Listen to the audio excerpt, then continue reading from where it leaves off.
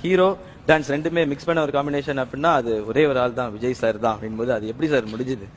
சின்ன வயசுல இருந்து பயங்கர சுட்டியா? அப்படிலாம் ஒன்றும் கிடையாதுங்க. அவ்வளவு பெரிய சீன் எல்லாம் கிடையாது. இல்ல சார், அவ்வளவு வந்து சார் நீங்க வேணா கேட்டு பார்த்தா தெரியும் விஜய் சார் டான்ஸ் எப்படி இருக்கும். அதுதான் அவங்க என்கரேஜ்மெண்ட் தான் எல்லாமே. பெரிய டானிக் தான் இதெல்லாம். அது சின்ன வயசுலேருந்து அந்த ஒரு டான்ஸ்ல ஒரு இன்ட்ரெஸ்ட் டெஃபினட்டா இருந்துச்சு.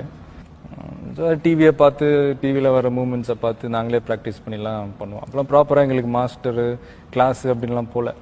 ஸோ அந்த ஒரு டைமிங் சென்ஸ் இருந்ததுனால நாங்களே அப்படியே ப்ராக்டிஸ் பண்ணி பண்ணுவோம். ஸோ அதில் அப்படியே நான் அப்படியே படங்கள் பண்ணும்போது டெவலப் பண்ணிட்டேன். ஓகே சார், நீங்க படத்துல பண்ற ஒவ்வொரு மூமெண்ட்டும் இப்ப எல்லாருக்குமே ஒரு சிக்னேச்சர் மூமெண்ட் ஆயிடுச்சு. அது சின்ன குழந்தைங்கலாம் வீட்டுல இருந்தா யாராவது சொந்தக்காரங்க வந்தா கூட ஏய் ஓடிவா ஓடிவா ஓடிவா அங்கிளுக்கு விஜய் ஸ்டெப் போட்டுக்காமி அப்படின்னு அந்த குழந்தையும் ஹை ஹை மாமா அப்படின்னு சொல்லிட்டு போட்டு ஓடி போயிருது.